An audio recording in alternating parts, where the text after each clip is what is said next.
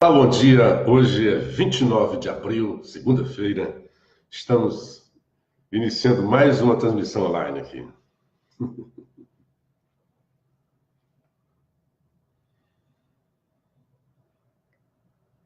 Olá, bom dia. Hoje, segunda-feira, 29 de abril de 2019.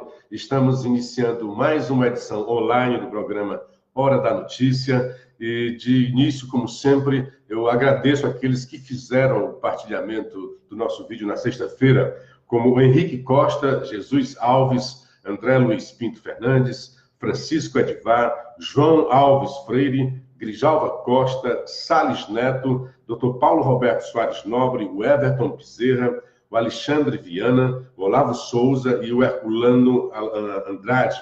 E também aos que já entraram em contato hoje pelo WhatsApp 9616-1470, lá no nosso grupo de ouvintes, como Luiz Carlos Defranco, João Lima, Simão Oliveira, Henrique Costa, o Walter Lan, Francisco Ludilberto e o André Ramos. Bom dia para quem já está aqui no Facebook, como Hermes Vasconcelos, Ladislau de Oliveira, André Alves, Flávio Cavalcante. Muito bom dia, Vicente Alencar. Seja muito bem-vinda ao Hora da Notícia.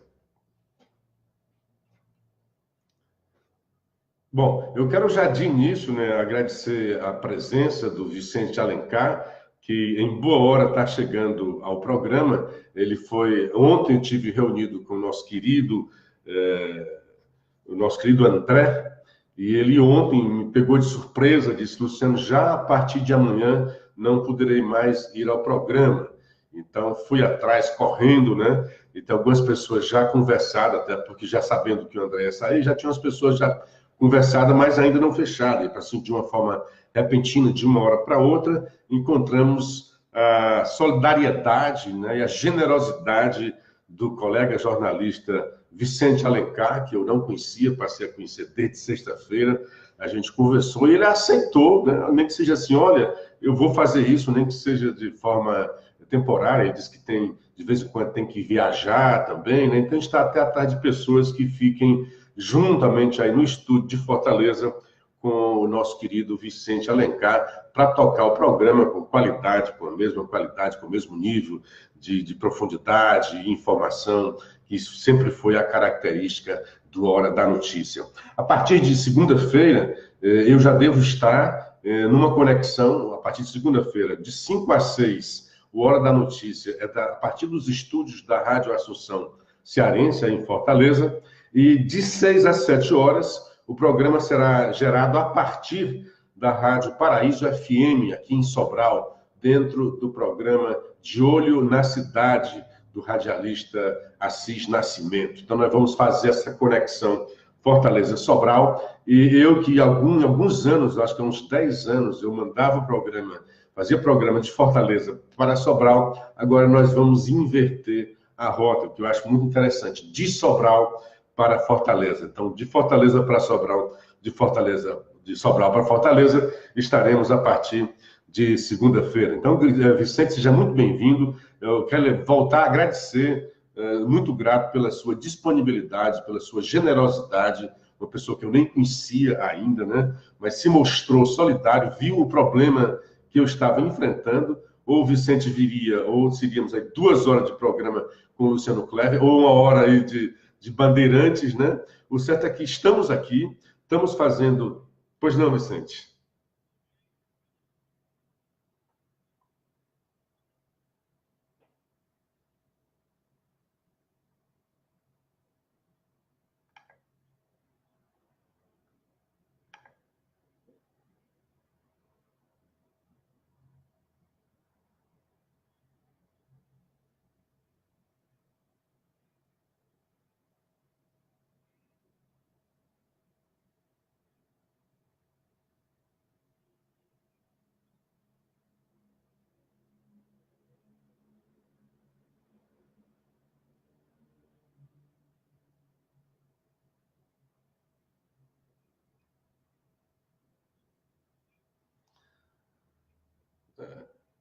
Deixa eu dar um bom dia para o Flávio Cavalcante, aqui já no Facebook, André Alves, semana que Deus te abençoe.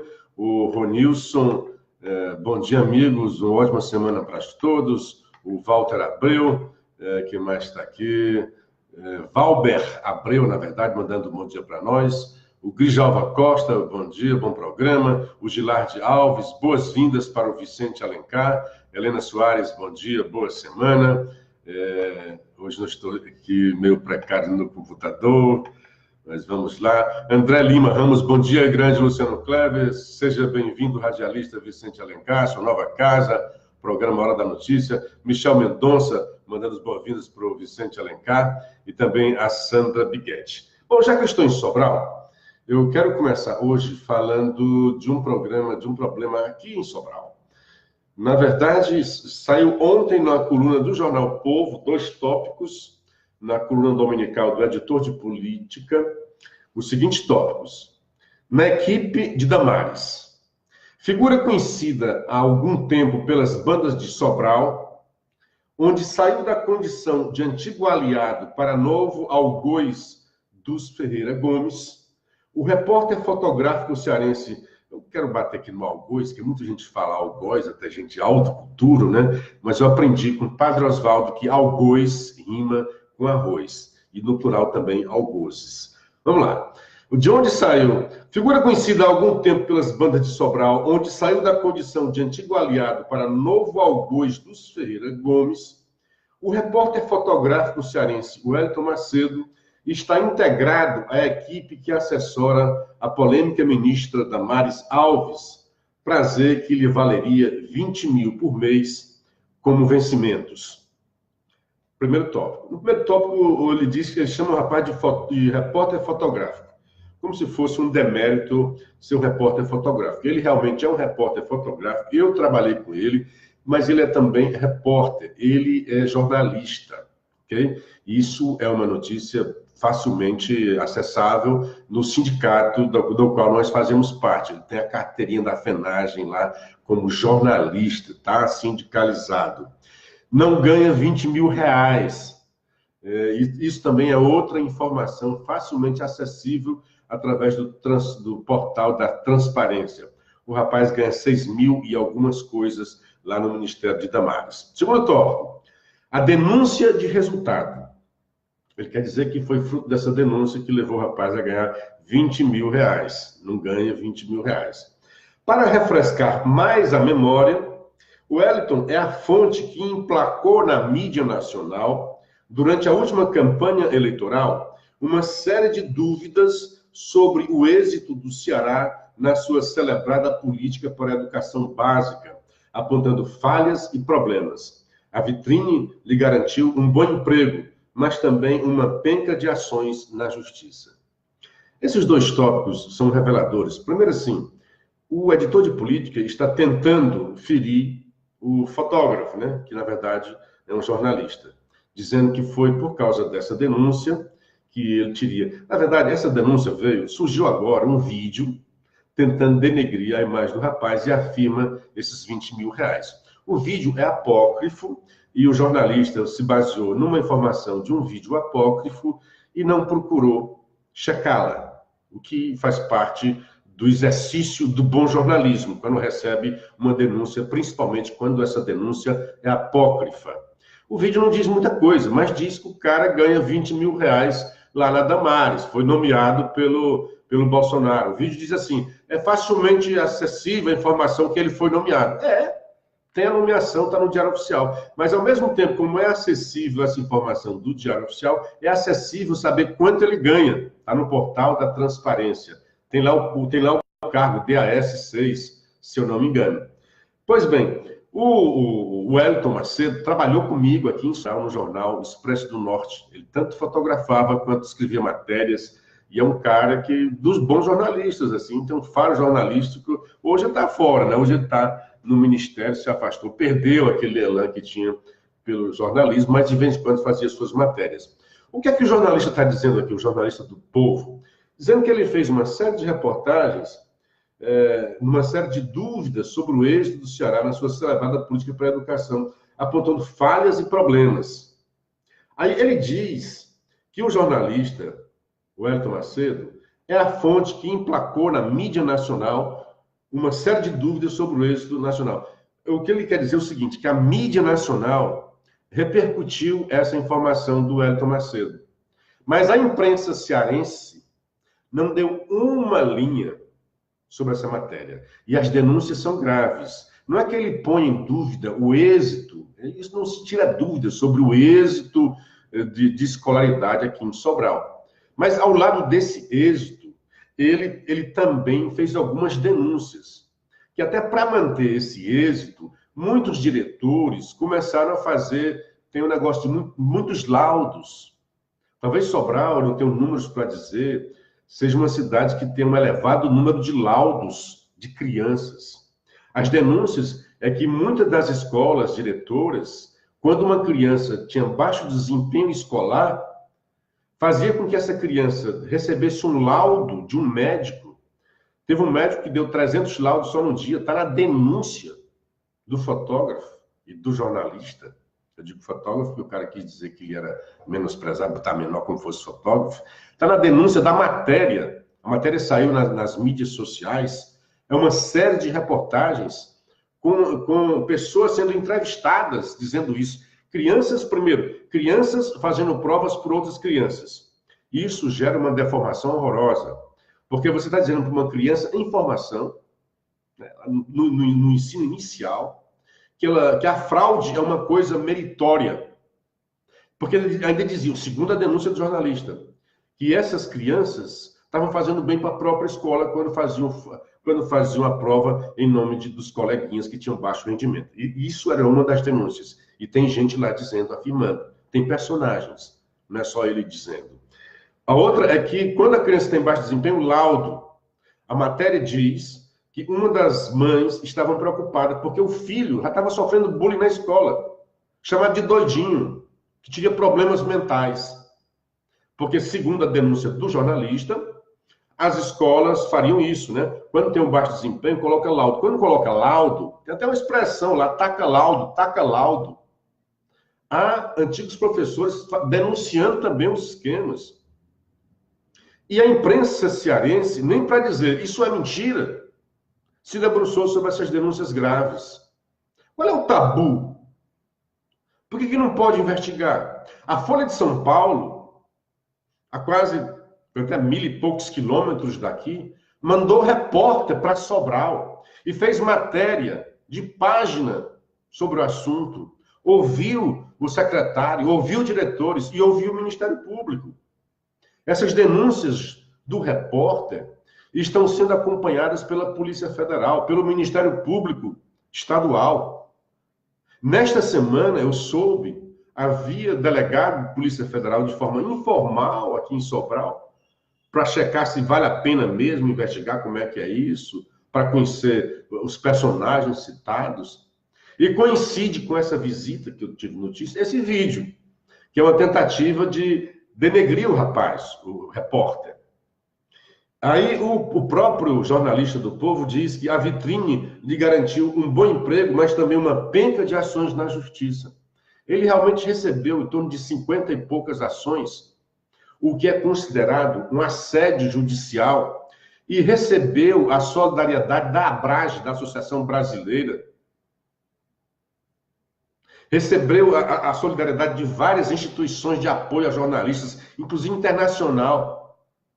Mas o Sindicato dos Jornalistas Cearenses ficou assim, um meio termo. A imprensa cearense não deu nada, não investigou, nem para dizer, não procede. Não procede. Que se o editor de política está dizendo isso, que foi matéria que teve repercussão nacional, como é que é uma matéria feita aqui em Sobral, no Ceará, tem repercussão nacional e a imprensa cearense simplesmente passa ao largo? O que está acontecendo com os nossos jornais? Ok, era para dizer isso daí. Há várias informações, fake news na própria matéria do jornalista, dizendo que o rapaz recebe 20 mil. Eu desafio ao jornalista, ao editor de política do Jornal Povo, pois não.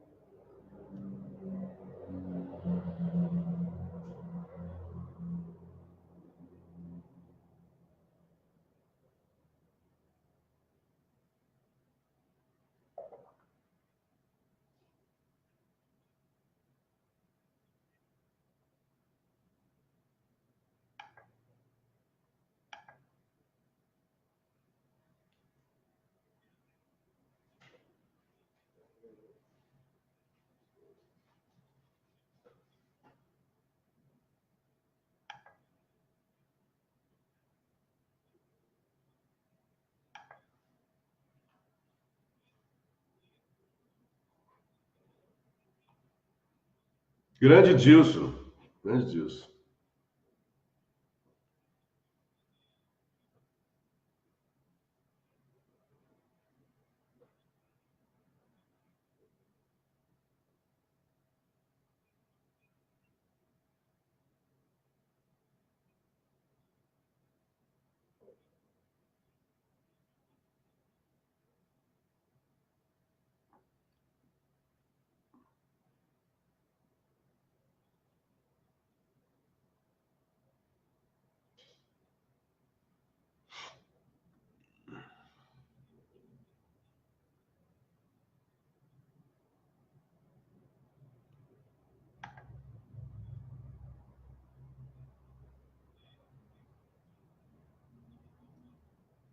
É isso aí. Bom dia para o Elton Pereira, diz que hoje está com problema na sua web rádio, não pôde retransmitir o programa, né? Mas está sempre retransmitindo. A Catarina Soares, doutor Paulo Roberto Soares. Luciano, diga ao Vicente Alencar que meu cunhado, Pedro Cisnando Leite, manda um grande abraço e é um ouvinte como eu. O Valíris Avelino mandando um abraço também.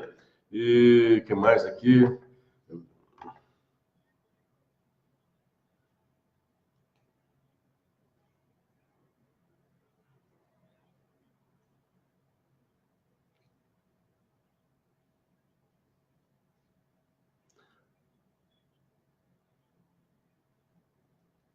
Bom dia para o Ricardo Mindelo, o Carlos Henrique Fernandes, mandando um bom dia para todos nós, boa semana, e o Clécio Rocha. Eu clipei também aqui, ainda de ontem, um artigo do Henrique Araújo. Um rapaz que eu gosto, escreve bem, mas na minha concepção tem se perdido nesses últimos dias, aí, nessas eras bolsonarianas, né? Ele diz, o artigo é Bolsonaro é divergência. Ele faz uma enrolada de umas coisas lá, e uma das que me chamaram a atenção é que diz assim, revelado ao cabo de muita polêmica, a base de cálculos, falando aqui dos números da nova Previdência, né, que o governo segurou e depois soltou, né, eu falei, vai soltar assim que chegar na Previdência, na comissão especial, e aconteceu, né? Bom, revelada ao cabo de muita polêmica, a base de cálculos embutia uma economia fiscal de 1 trilhão e 260 bilhões, superior, portanto, à estimativa de Paulo Guedes, que era de 1,1 trilhão.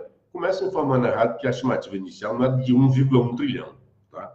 Para frente. Dito em bom português, o sacrifício que a reforma impõe é mais profundo. Gente, que bobagem que ele está dizendo.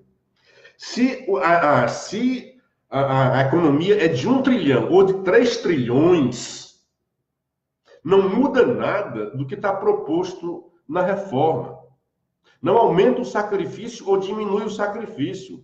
Esse número vai só dizer se esse sacrifício que nós vamos fazer da reforma, que é necessário e urgente, ele trará mais economia ou menos economia. Tem nada a ver dizer que, como o inicial era 1,1 trilhão e agora é de 1,3 trilhão, quer dizer que o sacrifício é maior. Tem nada a ver. É lamentável que, às vezes, para você fazer uma crítica, você não raciocine. Essa questão de números, se por acaso a economia fosse só de 500 bilhões, seria menor o sacrifício? O sacrifício é o mesmo que está proposto. Tem lá, a proposta da reforma é essa daqui. E, obviamente, tem um conjunto de sacrifícios. Os números vão apenas dizer qual é a consequência desse sacrifício. Se nós teremos uma economia de X, Y ou Z. Então, não tem nada a ver uma coisa com a outra nesse raciocínio do Henrique Araújo.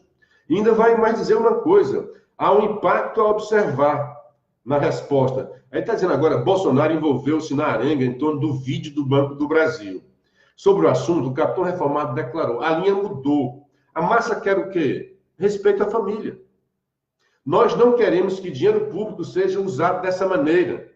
Então, o Bolsonaro disse, qual é a linha? A linha mudou, eu me elegi dentro de uma plataforma conservadora e eu quero que o meu governo reflita essa plataforma conservadora. Isso é o quê? Compromisso com campanha. E a gente está acostumado com estelionato eleitoral. Então, o Bolsonaro está dentro... Está correto ou não o que ele fez? Eu não sei. Eu estou dizendo que, conceitualmente, ele está dizendo que não quer gastar o dinheiro público com isso, porque é de uma plataforma conservadora, e, segundo ele, esse vídeo ofenderia essa plataforma conservadora. E foi essa plataforma conservadora que o elegeu. Ponto. E diz que dinheiro público não pode ser usado dessa maneira. Aí lá vem o comentário do jornalista. Olha só o que é que o jornalista vai dizer. Há um aspecto a observar nessa resposta. Lá vem o argumento do jornalista. Dinheiro público pode financiar candidatas laranjas que depois serão ameaçadas de morte por ministro do governo a se confirmar a acusação? Duas coisas. Ele diz aí, ele está dizendo uma coisa séria, a se confirmar a acusação. Dinheiro público, ele está dizendo, o Bolsonaro está dizendo que o dinheiro público, que é aqui do executivo, ele não vai permitir que seja usado assim o assado. Esse dinheiro público, aqui o caro, brilhante jornalista Henrique Araújo está se referindo, é de um outro poder. É do poder judiciário. É do Tribunal Superior Eleitoral. O dinheiro público, o dinheiro público é todo nosso, tá? Meu, seu, de todos nós. Mas quem comanda esse dinheiro público que financia candidatas laranjas não é comandado pelo Executivo, é comandado pelo Tribunal Superior Eleitoral. O que está propondo o caro jornalista? Que o Bolsonaro intervenha no outro poder? Ou ele simplesmente não se apercebeu disso? E no afã de fazer a crítica, comete uma barbaridade dessas. Ele diz, né? Mas não pode bancar campanha de publicidade que tentam maximizar os lucros de empresas estatais, explorando o nicho de mercado sobre o qual a iniciativa privada já começou a deitar e rolar. O Bolsonaro não está contra a exploração desse nicho. Essa matéria, essa propaganda do Banco do Brasil, aliás, eu acho que ela jamais atingiria o público todo se não tivesse sido atacada pelo Bolsonaro. Acho que nunca a propaganda foi tão vista e tão comentada. Então, o Bolsonaro não está contra que o Banco do Brasil busque aumentar os seus lucros, atraindo o nicho de jovens. O que ele diz é que essa linguagem que foi usada não se coaduna com a linha dele e com a plataforma conservadora que lhe valeu a presidência da República. É como se ele dissesse, os meus eleitores, eu fui eleito por isso daqui e eu devo preservar. Porque o presidente podia dizer, não, é uma propaganda descolada. E o que é que diz mais? Olha só, quanto a isso, vai ter... Cadê? O que é que o jornalista vai dizer? O presidente, que é um liberal, deveria oferecer uma explicação convincente ao eleitor que colocou no Planalto, esperando por um Estado mínimo, patati patatá. Há outras, como a do presidente, cujo guru é um filósofo, mas que fez da caça aos cursos de filosofia o seu esposo predileto. Qual é o problema? Ele diz que ele não entende. Vai estudar um pouquinho para entender. Procura... Não, deixa eu só terminar esse tema, porque ainda sobre o vídeo, o Jornal Povo traz... O que era o vídeo? O vídeo era uma peça publicitária, onde tinha jovens negros e brancos, com tatuagens, com cabelos descoloridos, né? Atrás do público jovem. Não sei o que aqui desagradou. Mas olha o que é que ele vai dizer. Na seção de frases do Jornal Povo, né? Ele diz a frase, né? O presidente Bolsonaro e eu concordamos que o filme deveria ser recolhido. A saída do diretor, que é o diretor de marketing, é uma decisão de consenso, inclusive com a aceitação do próprio. Fazendo a frase de Rubem Novaes, presidente do Banco do Brasil, sobre a decisão de retirar a campanha publicitária do banco baseada na diversidade, voltada ao público jovem. Agora, atenção para o que o povo vai dizer. A peça é estrelada por atores negros e jovens tatuados usando anéis e cabelos compridos. Negros. A peça é estrelada por negros e brancos. Mas o Jornal O Povo diz negros e omite brancos para dizer e reforçar ou no viés de confirmação de quem escreveu essa barbaridade, para dizer que o presidente Bolsonaro é racista. Vou ler de novo. A peça é estrelada por atores negros e jovens tatuados, usando anéis e cabelos compridos. É como ele diz que é a peça. A peça é estrelada por jovens negros e brancos. Quando o jornalista omite o brancos e deixa só o negros, ele não está mentindo. Dizendo, quando fala que tem negros, não está mentindo. Mas mente quando omite os brancos, e parece que de forma proposital, para induzir o leitor de que a peça foi vítima de uma postura racista do presidente da República. Pois não, Vicente?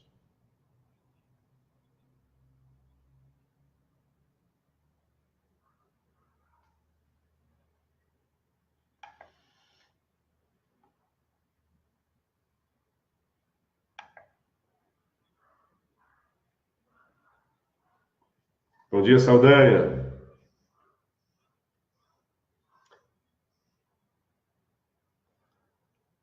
Aliás, é uma coincidência, foi 4-4, né? 4 para o Ceará e 4 contra o Fortaleza. Então, o pessoal que gosta de elogiar o seu time e atacar o adversário, que não é o meu caso, né? Está muito feliz, porque vai dizer que foi 4 a favor do Ceará e 4 contra o Fortaleza, né?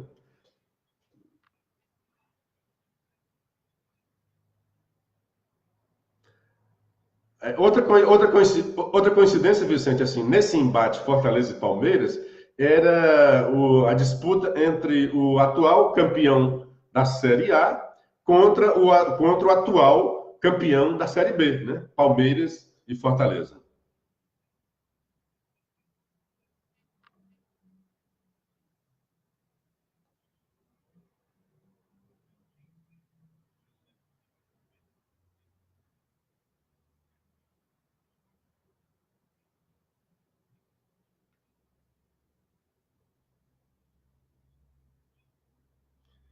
É.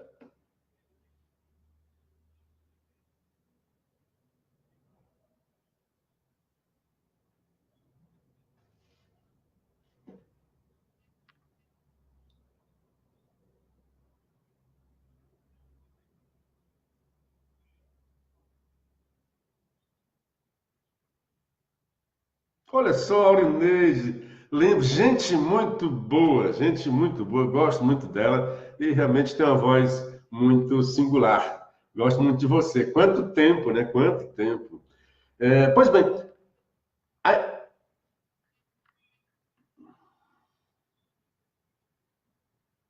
que legal, que legal. Muito bom isso. Ainda na seção de frases, você já tocou no assunto, mas só porque estava na frase, vamos fazer uma autocrítica geral. O que não pode é esse país estar governado por um bando de maluco, né? Olha só, o Lula disse autocrítica, né? Engraçado que ele propõe autocrítica para os outros, né? Ele está na cadeia. Ele está na cadeia, condenado, e cuja condenação foi confirmada já em duas instâncias da justiça brasileira. Aí diz que está na hora da elite fazer uma autocrítica, porque elegeu Bolsonaro. Ele fala sempre em elite, e as esquerdas gostam de falar com elite. A elite esteve no governo Lula. A elite manteve o governo Lula. A elite esteve no governo, não só esteve, apoiou, como recebeu benefícios em demasia dos governos petistas. Nunca os bancos tiveram tanto lucro quanto no governo petista. E nunca se roubou tanto também, lamentável dizer. Eu sempre reconheço, Lula é um dos maiores políticos dos últimos anos da história brasileira. Não há se negar essa capacidade política do Lula. Tem um carisma incomparável. Nunca faz tempo que não se vê um personagem, um bicho político, né, de alma política, como o Lula. E era um cara que tinha todas as condições de fazer deste país um grande país. E ele perdeu essa chance. Lamentavelmente, se entregou, se abraçou com o que há de ruim no poder. se deslumbrou e caiu nos braços da corrupção, enricou no poder. O Lula vai ter que pagar agora, diminuiu bastante, né, a multa dele, vai pagar 2 milhões uns quebrados. Você vai atrás, tem 9 milhões ali, bloqueia mais outros milhões acolá. O Lula foi um multimilionário a partir desse governo.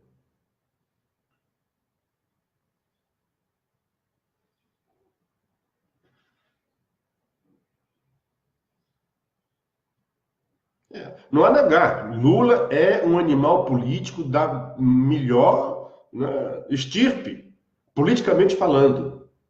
Agora, ele, lamentavelmente, se embrenhou pelo pântano da corrupção. Também isso é inegável. Então, o Lula levou uma pancada quando foi para a cadeia. E nesse aspecto, no aspecto pessoal, eu acho que ele realmente é muito resistente. Lá, os caras, os aliados, mostra força, resiliência, sem dúvida.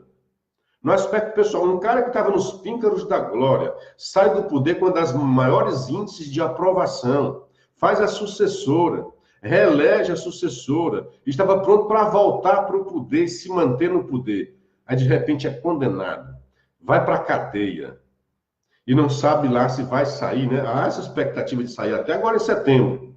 Mas se correr os outros processos e tiver a mesma condição, mesmo êxito, digamos, judiciário que teve o do triplex, e no caso do sítio do Atibaia, a robustez das provas é muito maior, ele corre o risco de ficar muito tempo na cadeia e mantém essa resiliência, essa força. É inegável. É inegável e, sob aspecto pessoal, ele é uma grande figura, mas também é inegável que cometeu crimes e foi condenado por esses crimes.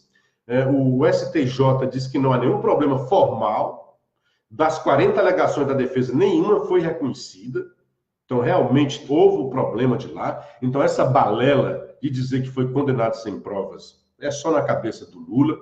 Ele diz que tem uma obsessão por negar. É claro, eu acho que todo ente que foi condenado tem uma obsessão. Eu não tiro nem peso dessas palavras, não. Que o cara seja obcecado por provar a sua inocência. Daqui a pouco ele diz, como disse eu, estou cada vez mais convicto da minha inocência. Olha, você é convicto ou não é? Mais convicto, né? Isso foi um ato falho do Disseu. Pois não, Vicente. É verdade. É verdade.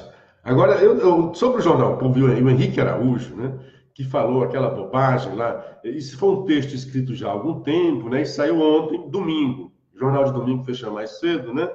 Então ele talvez não tenha percebido a bobagem que tem dito, né, quando ele disse que aumentou o sacrifício. Se a economia é maior, aumentou o sacrifício. Na verdade, o que ele poderia dizer assim, se a economia é maior do que a prevista, nós não poderíamos precisar de tanto sacrifício, ok? Poderia argumentar isso daí. Embora eu ache que devemos fazer esse sacrifício todo que está proposto aí, para o Brasil crescer, para o Brasil se desenvolver, para o Brasil criar empregos, para o Brasil deixar de ser pobre. Ele entrevista hoje uma pessoa especialista em reforma, chegou a apresentar uma reforma, é o economista Paulo Tafner. Congresso não pode desfigurar a reforma. E quem o entrevistou? O Henrique Araújo. E o Henrique Araújo, que lá naquele seu artigo cometeu aquela bobagem, parece que reconheceu que era um erro, porque senão ele teria perguntado ao senhor, né? Olha, esse sacrifício poderia ser menor? Mas não, passou ao largo. Então ele fez a entrevista com o Tafner, que é membro da Fundação Instituto de Pesquisas Econômicas, FIP, da Universidade de São Paulo, a USP, e do Instituto de Pesquisa Econômica Aplicada, IPEA. O cara não é qualquer um. Né? O economista Paulo Tafner acredita que... Aí ele vai dizer, qual a avaliação? Pergunta do Henrique Araújo. Eu vou dizer só a primeira pergunta, porque ela é muito esclarecedora e joga luzes. O cara é muito inteligente e deu uma resposta maravilhosa. Ela é curta e muito esclarecedora. Pergunta do repórter Henrique Araújo. Qual a avaliação que o senhor faz da proposta de reforma da Previdência que está tramitando? Aí ele diz, a avaliação geral da proposta é boa. Ela é boa porque tem os requisitos que uma proposta da reforma da Previdência tem que ter. O repórter, quais são? Aí, basicamente, ela tem o princípio da justiça social muito bom. aquilo que eu ando sempre falando aqui, o princípio de justiça social. Ou seja, está tornando os brasileiros mais iguais. E isso é muito positivo. É o que eu sempre disse, o que tem de bom e que nenhuma outra reforma fez tanto quanto essa é da busca da igualdade, de tirar as desigualdades, de acabar com os privilégios. Nunca uma reforma como essa tentou fazer como essa. De maneira geral, é uma reforma que ataca os privilégios e garante os direitos adquiridos. Olha o que esse cara está dizendo. O que é importante para não ter insegurança jurídica. Eu vou repetir porque isso é muito interessante. De maneira geral, é uma reforma que ataca os privilégios e garante os direitos adquiridos, o que é importante para não ter insegurança jurídica. Sabe quem é que vai? Dizem que essa reforma é contra os pobres, os canalhas. Estão dizendo isso, que é uma reforma contra os pobres. Ao contrário. É uma reforma que pela primeira vez ataca os privilégios, ataca os ricos. Sabe quem são os maiores alvos, quem mais vai perder, digamos assim, onde será o maior sacrifício? Para os servidores públicos que recebem acima de 10 mil reais. Então, este sim, a reforma ataca com mais profundidade, não os pobres. Então, estes é que têm muita voz no Congresso. Estes é que têm um serviço sistematizado de apoio de sindicatos e de parlamentares dentro do Congresso. Estes, sim, são representados. Não tem nenhum pobre representado no Congresso. Tem grupos de interesse, tem grupos de pressão. E é forte o lobby do serviço público dentro do Congresso. A sua Érica Cocai é uma delas, funcionária da Caixa Econômica, que recebe mais ou menos esse valor aí, além de ser parlamentar, que é outro que está sendo também atacado por essa reforma. Então, o alvo principal, quem mais vai sofrer com esta reforma, todos sofreremos. Quem mais vai sofrer com esta reforma são os servidores públicos, principalmente os federais, que ganham salários superiores a 10 mil reais. Para frente.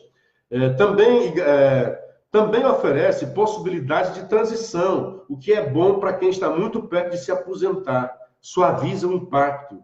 E, além do mais, se aprovada tal como apresentada, ela terá um ganho fiscal relevante, o que é importante para a recuperação do país e para que a gente volte a ter saúde fiscal, que é ainda tão combalida há bastante tempo. O que ele vai dizer depois, eu não vou me estender, certamente é uma reforma. O cara pergunta, a reforma é rigorosa ou é o meio termo? Olha só. Ele diz, a reforma certamente é uma reforma dura, mas não tão dura o suficiente para equilibrar o sistema de vez. Quer dizer, daqui a 10 anos, nós vamos ter que fazer, se essa reforma não for feita assim dessa forma, quanto mais mexer na reforma, mais tempo a gente vai ter, daqui a pouco vai ter que fazer uma nova reforma. Por que é importante fazer essa reforma e da reforma como está sendo proposta pelo governo de forma dura? Porque isso é que ele analisa. O mundo hoje está cheio de liquidez. O que é liquidez? Está todo mundo com dinheiro do bolso. Eu não estou falando aqui de nós, pobres mortais, não, tá? Eu estou falando dos grandes investidores. Estão com muito dinheiro, com excesso de liquidez. Então, eles estão propensos a investir. Só que, se ele vem investir no Brasil, os caras não vêm investir de graça. Eles vão investir aqui no Brasil. Mas se houver um problema fiscal, isto é, se ele verificar que o país gasta mais do que arrecada, ele diz, olha, esse país já vai entrar em bancarrota e eu não vou colocar o meu dinheiro aí porque eu vou ter prejuízo. Daqui a pouco não tem como pagar e eu fiz um investimento péssimo. É assim na cabeça dos investidores. Não tem pátria. Eles não têm, vou fazer um bem. Não, eles querem um lucro. E isso é normal. É o lucro que faz com que a humanidade cresça, progrida. Não sou contra o lucro. O que nós temos é dar condições. Olha, esse país é um país sério, resolveu o seu problema fiscal, portanto, pode vir investir aqui no Brasil.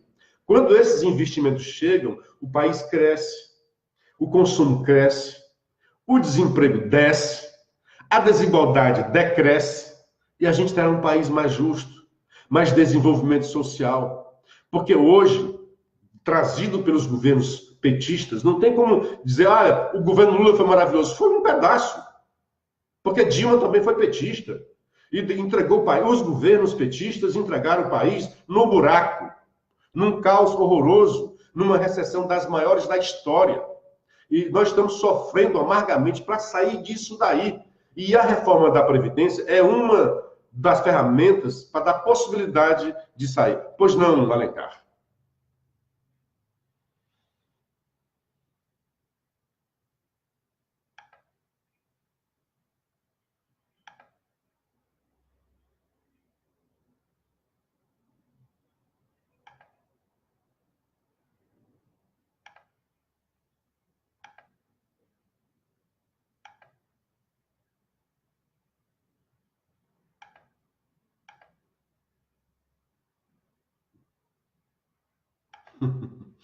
Bom dia para Terezinha de Jesus, Luciano Cleber, abençoado dia para você e a família. Desejo de sucesso, muito obrigado, querida. O Gilardi Alves, diz que o nome da serra é Aratanha, lá em Pacatuba, a serra que você se referiu no início do programa, né? O Marcos Gildo pode comentar por que os militares contribuem menos e dão um rombo maior? Marcos Antônio da Vila União. Olha, os militares também têm, a reforma também atinge os militares e atinge de forma grave também, tanto quanto o servidor público está sendo atingido. Essa confusão que se faz com os militares, dizendo privilégio, é porque, junto com a reforma da Previdência, está sendo proposto também uma reestruturação da carreira militar. Porque há um claro descompasso nessa carreira.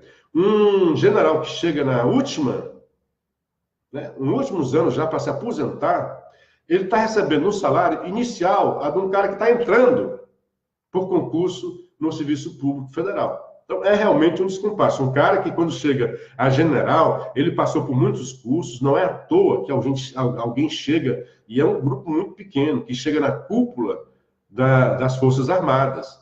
Então, um general está saindo de lá com um salário comparável, e menor do que de quem sai da cúpula da Polícia Militar, por exemplo, né? O que é uma subversão. Como é que fazer isso? Tem que aumentar. Então está havendo uma reestruturação. Agora, isso simbolicamente não é bom, porque ela é justa, ela realmente é necessária, mas neste momento ela é inoportuna. Já falei sobre isso aqui. Porque confunde. Simbolicamente você está dizendo, não, você está aliviando para os militares. Não, você está fazendo uma justiça para a carreira militar, mas só que está fazendo numa hora que está vendo a reforma da Previdência, em que todos os brasileiros estão sendo chamados a pagar um preço, e aí dá a impressão que o preço que os militares vão pagar é bem menos, né? Bem menor, não é tão caro, né? Não é tão elevado quanto o preço dos demais contribuintes. Muito longe, né? De principalmente, volto a afirmar, o alvo, os principais prejudicados, se esse for o termo, serão servidores públicos federais com ganho superior a 10 mil salários, 10 mil reais de salário. Isso daí. Então, Marcos Gil, você tem razão, porque cria essa confusão. Há um rombo grande proporcionalmente, né? É claro que tudo é proporcional. Se você for atrás, tem um rombo, se você for assim, entre iniciativa privada e serviço público, a iniciativa privada atinge muito mais gente e o rombo é menor.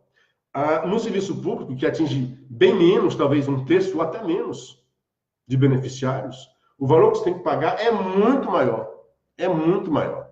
E dentro do serviço público, o legislativo e o judiciário são onde estão os marajás, onde há mais descompasso, mais desigualdade, mais privilégios. Então, o judiciário tem força e o legislativo tem força. E é por isso que tem gente com esse discurso. Aí, quando vai para o discurso, é em defesa dos pobres, canalhas, hipócritas, cínicos. Estão defendendo os seus próprios privilégios. E usa o santo nome do povo em vão. Não, nós estamos defendendo os pobres, defendendo o povo. Não. Estão defendendo os seus privilégios.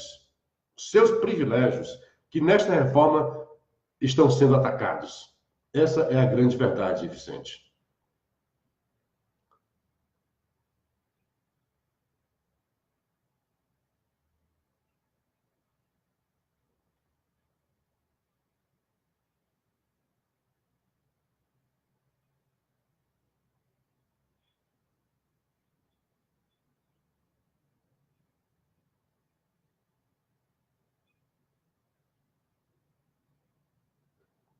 Agora, algumas críticas ele merece, viu, Vicente? Eu vou já dizer quais. Algumas críticas ele merece.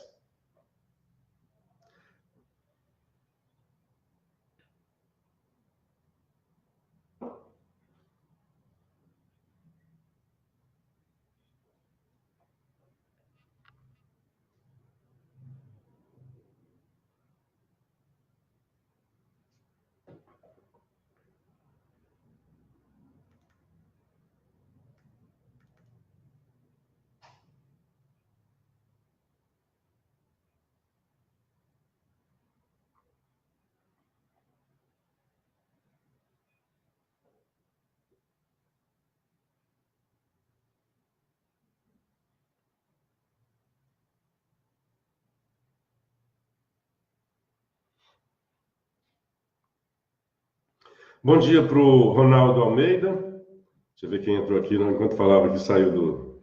Bom dia para o Ronaldo Almeida, para a Vera Martins, o Francisco Rocha, o Marcos Roberto de Souza, o João Mereré, no Trairi. Bom dia, Renata. Deve estar com o lado do Renato. Alfredo Soeiro, um bom dia, Luciano. Que tenhamos uma excelente, produtiva semana, um bom programa. Sobre Renato e André, o Renato me confirmou.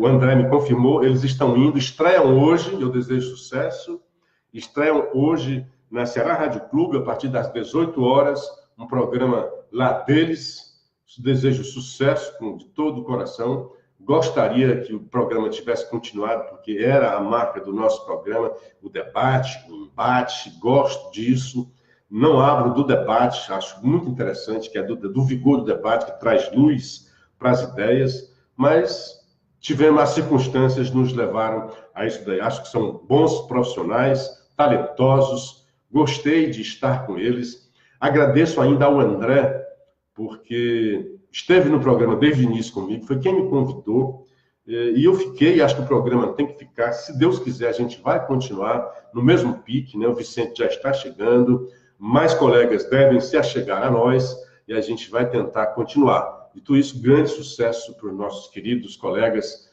O André ainda não tinha confirmado, mas o Renato já está na Ceará Rádio Clube. Se bem que eu acho que está. O André talvez fique assim, não sei e tal, se vou ficar, certo. Mas eu acho sim que ele vai estar no programa junto com o Renato. Né? Já tiveram.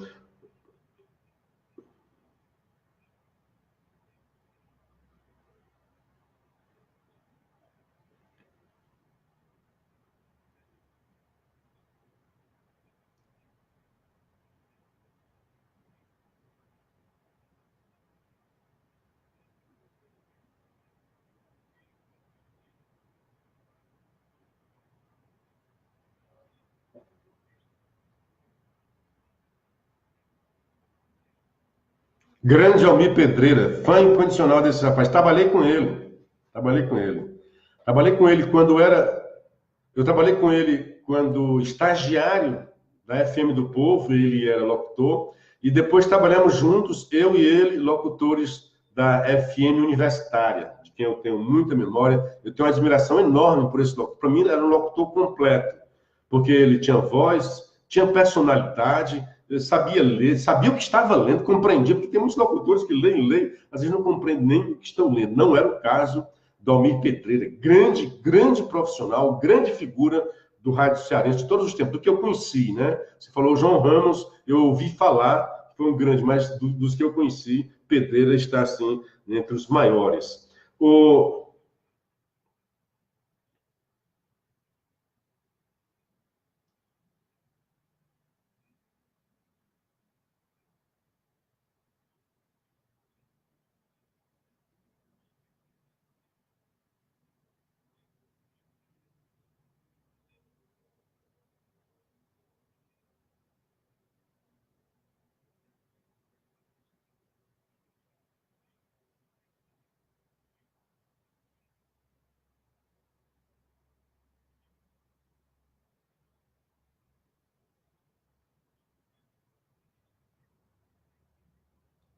Olha aí, muito bom. Sensacional. Grande Almir Pedreira. E os seus filhos, né? Seguiram também a carreira da comunicação. Leonardo, né? Exatamente. Então, bom dia para o Vicente Linhares, Valmir Castro, grande abraço, garoto, sucesso para você. O Francisco Edvar, diretamente de Londres, deve ser um bairro ali perto do... A Catarina Soares, bom dia a todos, excelente radialista, o Vicente Alencar. E o Soares, da Retífica, seja bem-vindo, Vicente Alencar. Agora você pode opinar. Agora você pode opinar, porque lá no Antenas e Rotativa você não fala muito, é o que está dizendo aqui o Soares. Bom dia também para o Ronaldo Almeida, o Ludberto e o Marcos Barreto. Grande abraço para todos vocês. Outra coisa que eu tinha levantado aqui, bom dia para o Caroço João Félix, bom dia, Luciano. Eu tinha levantado aqui, assim, a OAB, de novo, a OAB, liderada por um petista, segundo o nosso querido Djalma Pinto, grande Djalma Pinto, a OAB deixou de ser uma ordem em defesa dos advogados para vestir uma camisa partidária. Quem diz isso é o Djalma Pinto. Título da manchete de hoje da Folha de São Paulo. OAB lidera estudo contra 10 medidas do pacote de Moro. Olha, o Moro está aí com um pacote para moralizar, para acabar com essa vagabundagem da justiça brasileira, que foi feita para proteger os bandidos poderosos. Ela foi feita para prender os ladrões de galinha e proteger os bandidos de colarinho branco. O pacote do Moro vem tentar corrigir isso daí. O que é que diz aqui? O Conselho...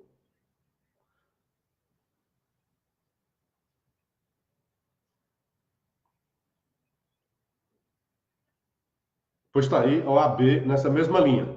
Muito bem. O Conselho Federal da OAB encaminha ao Congresso, vai encaminhar ao Congresso um estudo que se opõe ao pacote anticrime desenhado pelo ministro da Justiça, Sérgio Moro. É isso, ó. Na hora em que chega um ministro sério, que tenta colocar ordem na casa, que tenta acabar com essa quantidade enorme de recursos que são meramente protelatórios e só servem para cobertar a bandidagem, aí tem esse tipo de reação.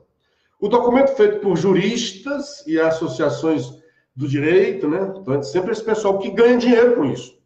Ganha dinheiro com isso. A entidade agora negocia um mandato para o grupo da OAB, ao menos 10 medidas do plano do governo Bolsonaro precisam ser revistas. Ele quer que não passe, né? A que mais provocou contrariedade é a possibilidade de interceptar advogados em parlatório, gravar conversa entre advogado e cliente preso. O que a gente vê hoje, né, com exceção, né, e com honra a todos os advogados, é que há muitos bandidos advogados. Eles não são advogados de bandidos. Eles são bandidos advogados aliados de bandidos, que usam da prerrogativa que a ordem dá, que a Constituição dá, para aumentar, para ser correia, né, de ligação, uma correia que leva a informação, que manda para a execução da bandidagem. Aqui no Ceará, até pouco tempo, e o Ceará foi o estado que mais reduziu, o Brasil inteiro reduziu em 25% o número de homicídios nesse trimestre. Se tivesse aumentado, iam dizer que era o Bolsonaro. Como não aumentou, vão dizer que foi o Temer. Tá certo? E o Ceará foi muito além, o índice foi muito maior.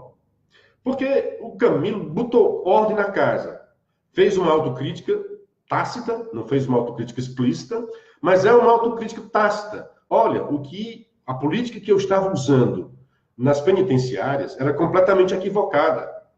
E colocou lá um homem, o secretário Mauro, que botou ordem na casa. Então, aquelas ordens que saía, que quem comandava a criminalidade na rua, as ordens de execuções, partiam dos presídios. Vocês viram que a quantidade de celular que tinha dentro dos presídios. Aquilo era uma farra. Uma coisa horrorosa. Então veio o secretário e botou ordem. Na hora que bota a ordem, veio lá um comitê especial, está havendo tortura. Ai, que é isso? Deixando o preso longe. Poxa, quem estava sendo torturada era a sociedade cearense. Com essa quantidade enorme de homicídios. Isso sim que é uma tortura coletiva. Um horror. Não estou defendendo a tortura do preso, não. Mas daí dizer que é a tortura porque o preso fecharam as delegacias, infringiram a lei de execuções penais porque o preso ficou longe da família. ficou sem comunicação. Isso é coisa provisória, tinha que colocar ordem. Por favor, isso é acobertar a bandidagem. Pois bem, então, lamentavelmente, né, muitos advogados faziam um papel de avião. Avião, né, porque o avião é de vender as drogas. Mas avião, assim, pegava a ordem do bandido e passava preso e passava para o bandido menor que estava solto. Então, o Moro está dizendo, não, vamos acabar com esse negócio aí, vamos ter o parlatório. E tem. Vocês veem por aí nos filmes. Fica o advogado de um lado e o bandido do outro lado e falam por telefone. Não tem esse negócio de passar papelzinho, não tem isso não. E vigiado. Está ali vigiado.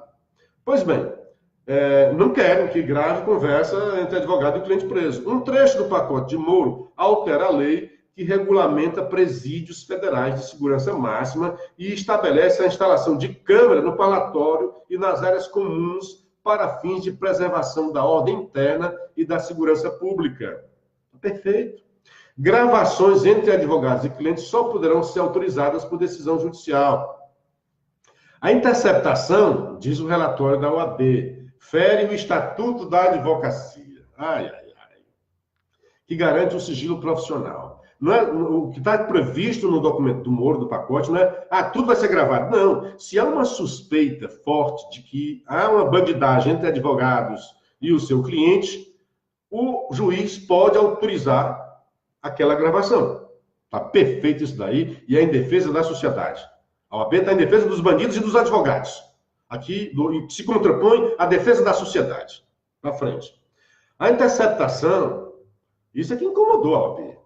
Diz o relatório da OAB, fere o estatuto, os pareceristas que conferem escanteado pela ministra da Justiça, a OAB também reclama que poderia ter contribuído tecnicamente para a elaboração do texto que altera. E por que nunca propôs?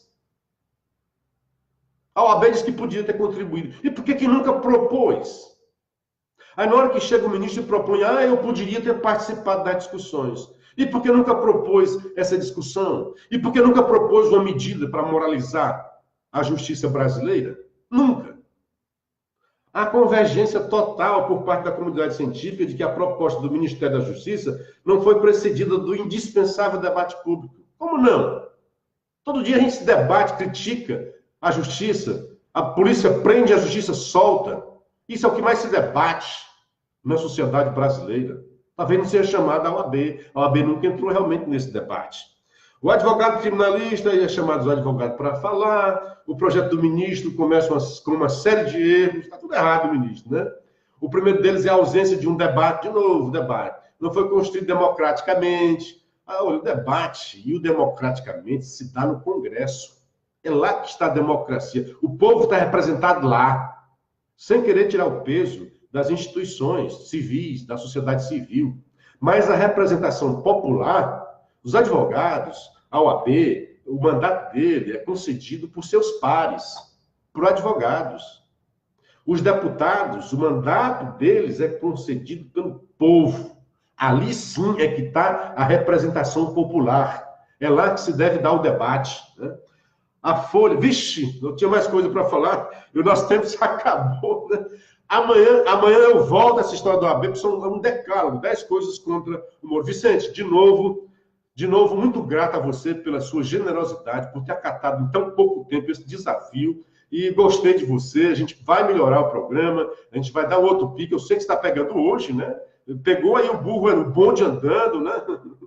Pegou no trigo. Pois é, um grande abraço, obrigado a você, obrigado a todos os nossos ouvintes. Fazer um apelo para que nós estamos também no Facebook e no YouTube, que vocês ajudem a ampliar a nossa voz, partilhando o nosso vídeo. Grande abraço, um dia bastante proveitoso e até amanhã, com a graça de Deus.